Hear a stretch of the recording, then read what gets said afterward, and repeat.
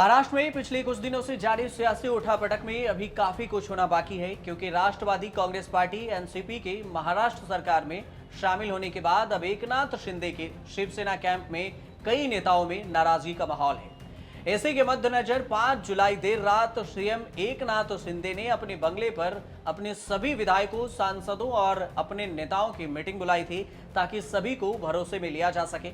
मुख्यमंत्री ने सभी से कहा कि मौजूदा घटनाक्रम से परेशान होने की कोई भी बात नहीं है। शिवसेना के नेताओं में यह जानकारी दी गई। शिंदे कैंप ने विधायकों को एनसीपी के एंट्री के बाद मंत्रिमंडल में अब सही पोर्टफोलियो न मिलने का डर सता रहा है सभी नेताओं में। अब उन्हें लग रहा है कि उनसे जो वादा किया गया था वो वादा पूरा नहीं हो पाएगा।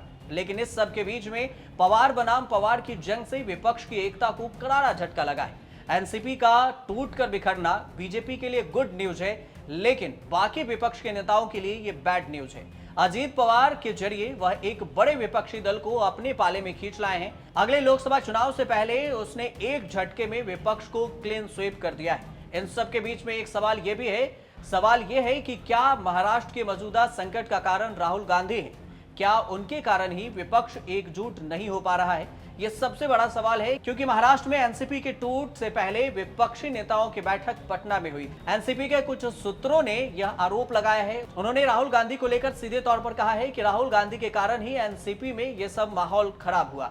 स्वाभाविक है कि कांग्रेस इसे स्वीकार नहीं करेगी। एनसीपी के वरिष्ठ सूत्रों के मुताबिक पटना में विपक्ष की बैठक से पहले पार्टी नेता कुछ मुद्दों को लेकर असहज थे।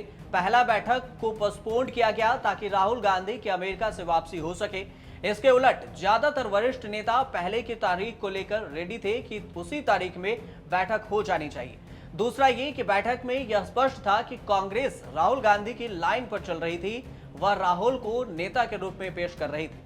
कुछ अन्य विपक्षी दलों के नेताओं का मानना था कि अभी किसी को सामूहिक विपक्ष के तौर पर नेता पेश नहीं करना चाहिए। इतना ही नहीं, उन्होंने नतीजे आने तक इंतजार करने का सुझाव भी दिया था। कुछ लोग इस विचार से बहुत असहज भी थे कि कांग्रेस के पूर्व सांसद को इकलौते ऐसे शख्स के तौर पर प्रोजेक्ट कर रही है कांग्रेस, जो निडर हैं, जो विपक्ष और प्रधानमंत्री नरेंद्र मोदी से मुकाबला कर रहे हैं। पार्टी का ये रुख भी साफ है, जबकि सच्चाई कुछ और ही है। सच्चाई ये भी है कि बंगाल के सीएम ममता बनर्जी की भी अनबन है और वो भी अपने आप को प्रोजेक्ट कर रही है पीएम उम्मीदवार के तौर पर। अरविंद केजरीवाल जैसे नेता भी हैं जो बीजेपी को शिकस्त करने का स्वाद भी चखना चाहते हैं। टीएमसी और शरद पवार के एनसीपी जैसे कुछ विपक्षी दल राहुल गांधी से बिदकते भी हैं।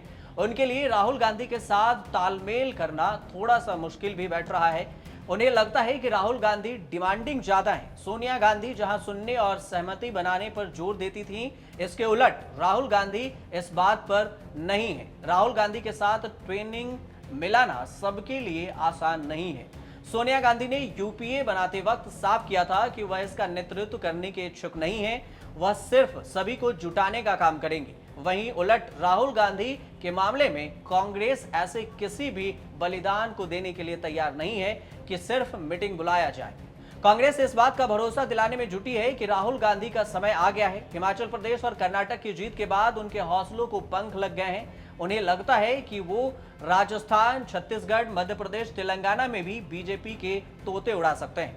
यह राहुल गांधी को एक मजबूत चेहरे के तौर पर खड़ा कर देते हैं।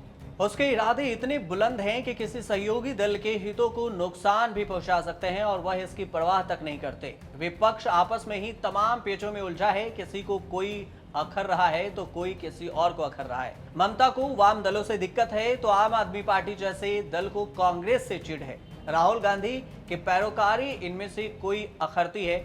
इनमें से कुछ ऐसे भी मानते हैं जो राहुल गांधी अभी सांसद बनने की लड़ाई लड़ रहे हैं। ऐसे में कैसे कांग्रेस विपक्ष के नेता के तौर पर राहुल गांधी को पेश करने में जुटी। एक तरफ विपक्ष अपने नेता चुनने और बीजेपी के खिलाफ एकजुट होने की तैयारी कर रहा है, तो वहीं दूसरी तरफ बीजेपी महाराष्ट्र जैसे राज्य में दूसरी पार्टी के विधायकों को मिलाकर एक नई खेल खेल रही है। हालांकि अभी एनसीपी पर शरद पवार की जगह भतीजे अजीत पवार का दावा है। आगे देखने वाली बात यह होगी कि एनसीपी किसका होता है। कहीं ऐसा ना हो कि एकनाथ शिंदे की तरह उद्धव से शिवसेना जैसे चले गई थी, वैसे ही एनसीपी के हाथों से शिवसेना चला जाए, वो भी अजीत पवार के हाथों में। आप देखते रहिए न्यूज़ तक।